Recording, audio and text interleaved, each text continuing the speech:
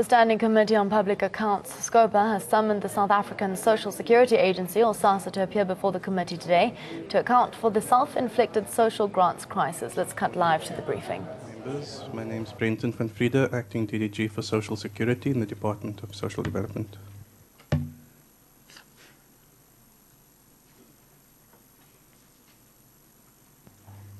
Good morning, Chairperson, honorable members. My name is Domisile Ndlovu, Sassa Corporate Services. Good morning, Honorable Chair, honorable members. My name is Thandisi Wanyoni, the Head of Internal Audit at Sassa. Good morning, Honorable Chair, members and colleagues. My name is Abraham Mahlangu, CIO, Sassa. Introducing himself. Yes, can you repeat? Yes, can you repeat yourself? Good morning, honorable members and the chair. My name is Abraham Mahlangu. I'm the CIO at Sassa. Good morning. My name is Solishtangan from National Treasury. Good morning. My name is Raphael Ramokopa, Executive Strategy Sassa.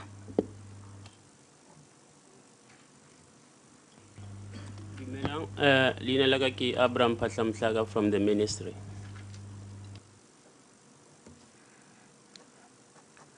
Okay, thanks very much. Comrades, may we introduce ourselves?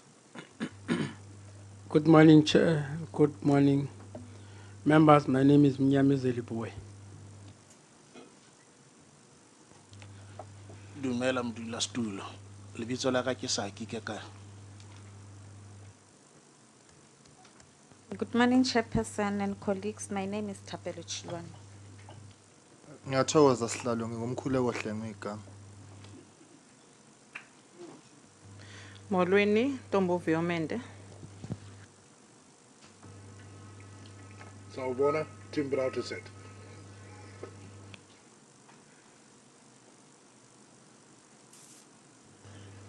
Good morning, Lindy Wilson, Portfolio Committee of Social Development. Right, thanks very much. I'm Comrade Temba Godi. I chair the committee.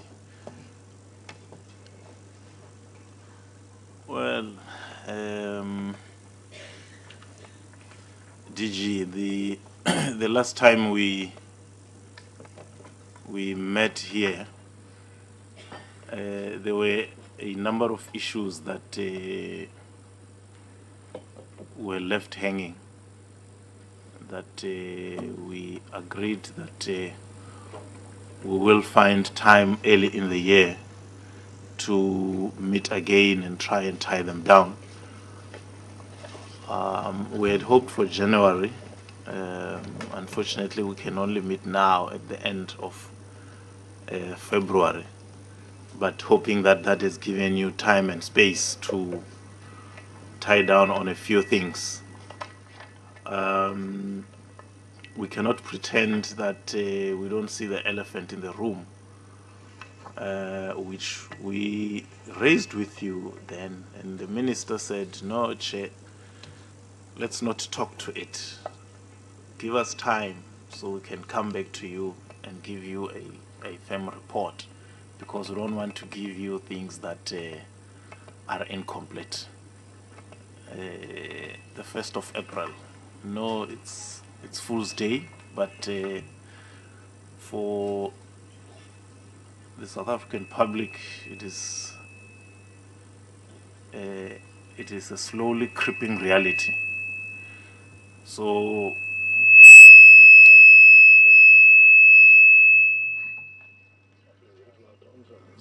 I think it is part of those issues that we need to be dealing with. May I request, comrades, that please may we switch off our cellular phones as always, so that they don't interfere with our work. So please.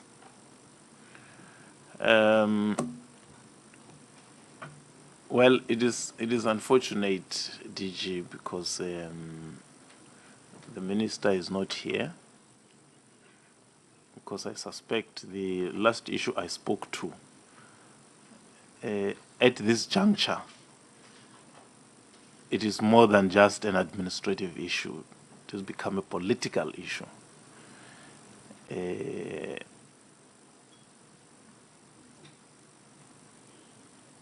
And I'm always very hesitant to talk politics, but the reality is that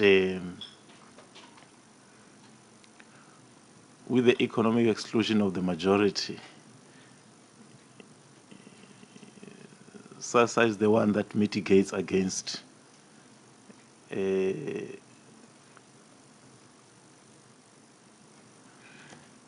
revolution of the poor. And if you mess up, then you must know everything will go up in flames, either practically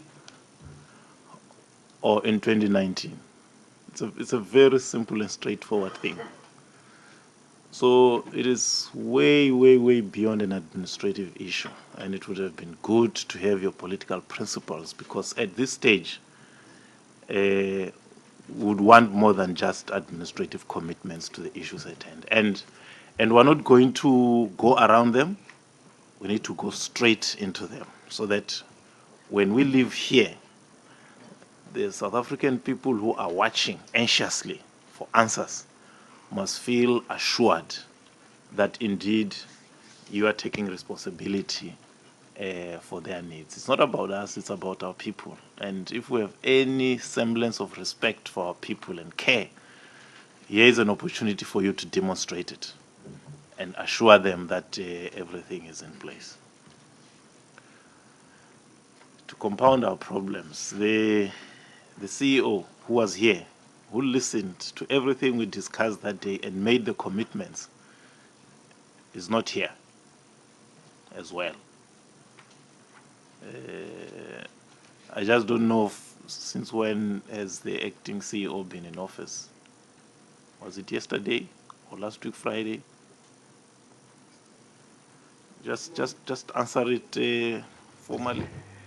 Chair, the acting CEO effectively has been acting since this morning. I think the minister finalized the papers yesterday for her to act. So she's effectively starting her acting stint. Since when was the CEO, Mr. Mogwaza, on leave? The CEO essentially applied for leave on Friday evening. Sick leave. So who's going to talk to us?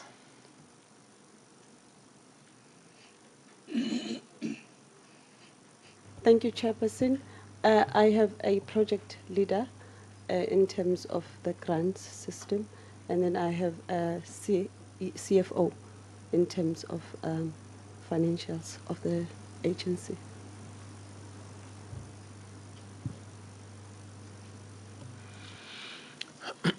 No, don't worry, you're not the first. I think we get this almost all the time. People are appointed a day before to come before us and all that. Right. No, I just wanted us to clear those so that we know who is going to talk to the issues. Tim? Chair, the job of Scopa is to talk to accounting officers. And I find it insulting in the extreme that we have a scheduled hearing this morning with Sassa. The CEO of Sassa is not here. I don't know if the DG is aware, but there's a story running in the Star today that the CEO of Sassa has been suspended. And I think the DG is being economical with the truth. Suddenly someone's sick. If somebody is sick, they're given the day off.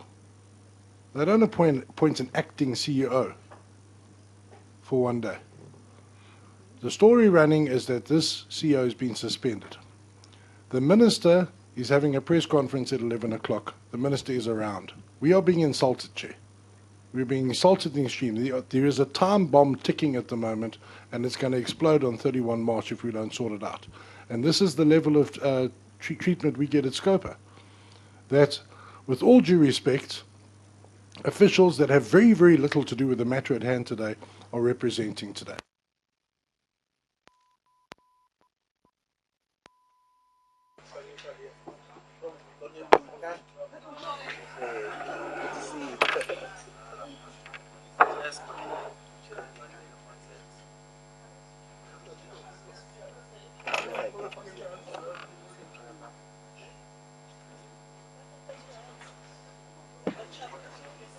Standing Committee on Public Accounts, Scopa, who has summoned the South African Social Security Agency, or Sassa, to appear before the committee today to account for the self-inflicted social grants crisis.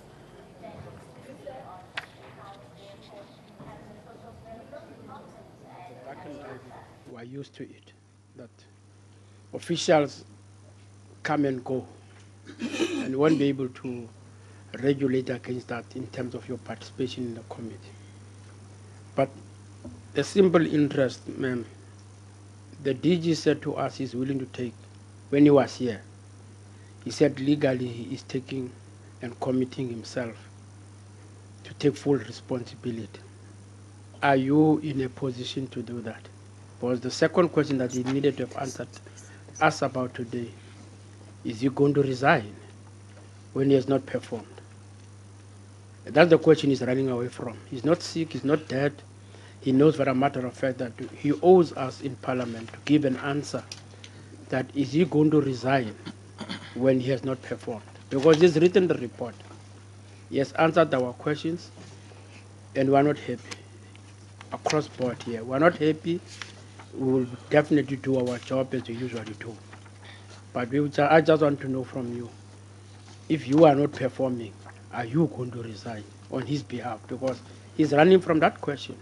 He's not running away from anything else.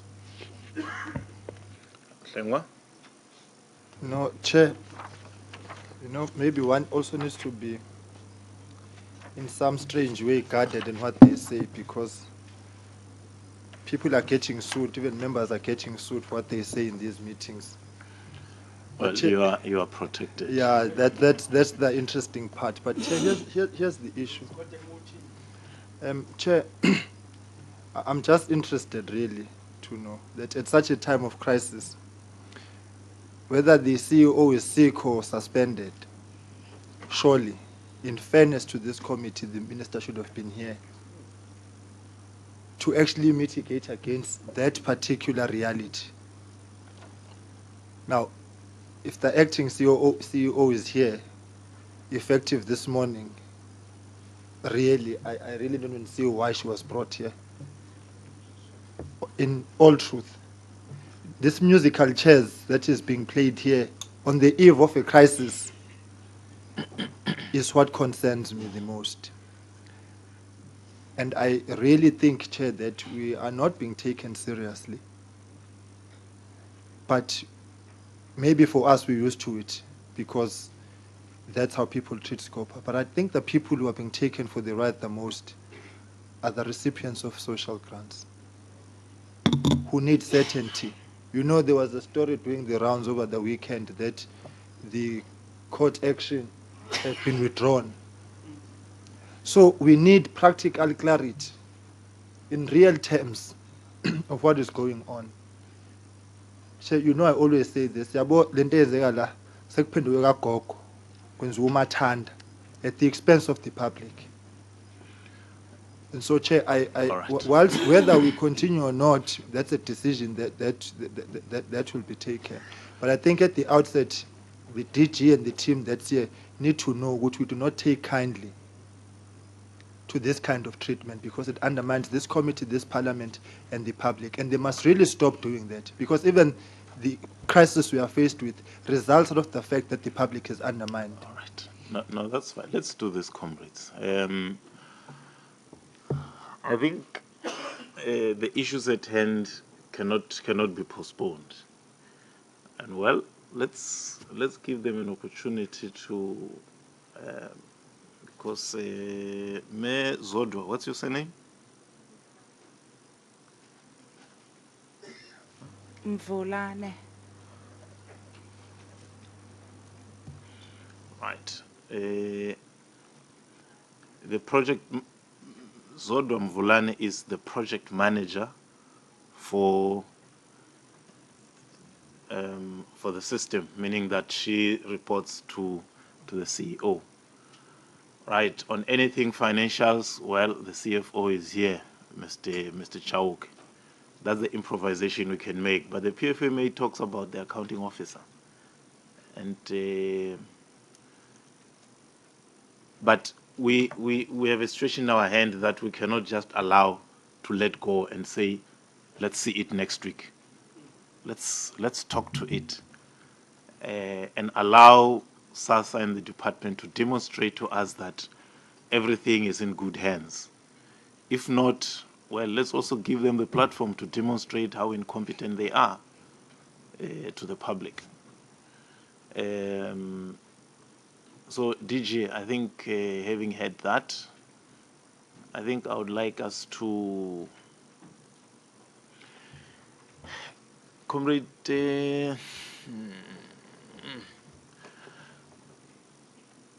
Mente and Kekane, you are the ones who will start with the irregular, fruitless, and wasteful expenditures, and then on the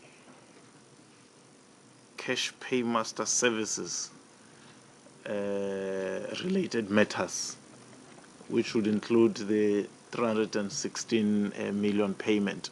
If you have anything on it, let's leave it. Our comrade team will be dealing with that.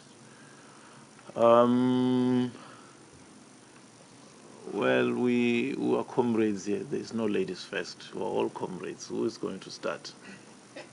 You'll start. Okay. Yes, comrade. No, thanks, Chair. But I'm a bit concerned.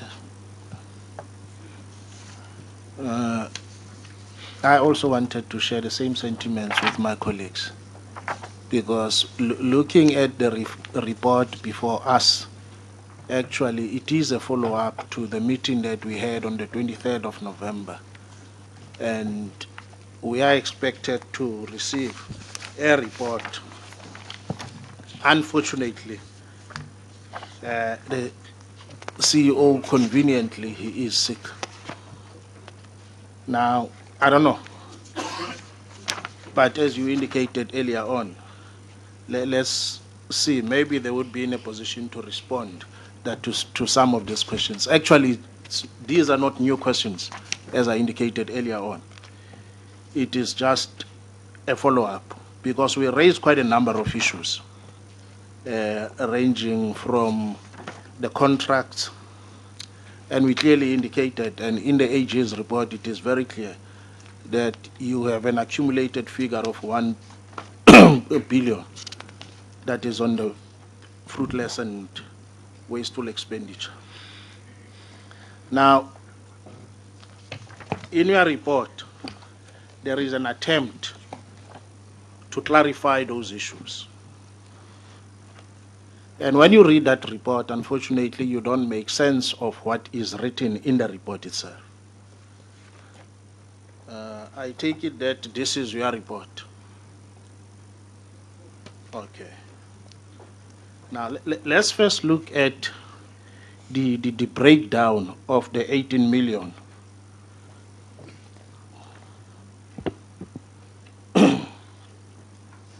You are saying that is in your response. 16 million was due to lease contracts that expired. On which page, comrade, so I can... It will be on page... they're not... Okay. Yeah, but on their report it would be... No, on this report it will be... There are too many twos here. Is it the first two or the second two? It would be the second two. Okay. All right, I have it. Yes. Are we all there? Yeah. Okay. Right at the top. At the top, yes. Okay.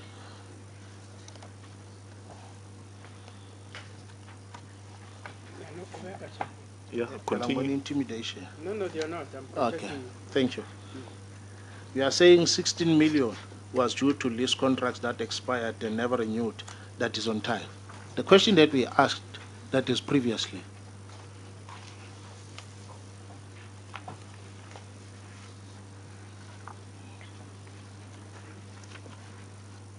was,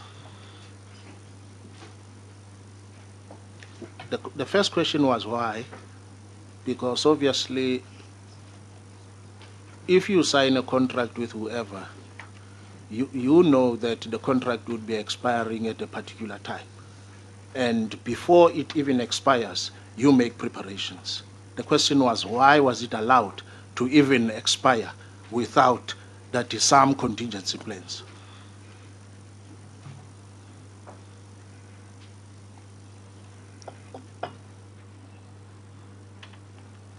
What is the, can we respond to that? What is the explanation on why contracts were allowed to expire? I'm sure team has the usual question, don't you have calendars?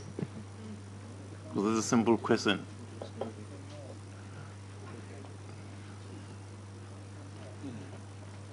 Can we have a response to that acting CEO? Why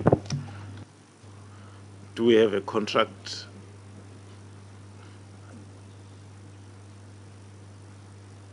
Chairperson, I would request CFO as a person, as a senior manager, as an executive that is responsible for the management in his office to respond.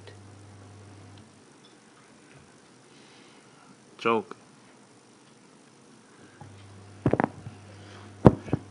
Thank you very much. I think the question should be, we investigated, so-and-so was the responsible manager who should have done 1, 2, 3, 4, who did not do it, and what have you done about it?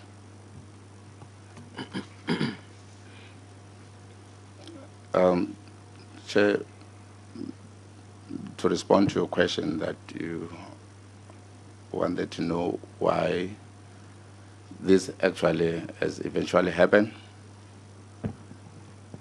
There were two scenarios that we looked into when we were reviewing this. The one scenario was in KZN, where we had a shared services arrangement, where Sassa and social development will share offices.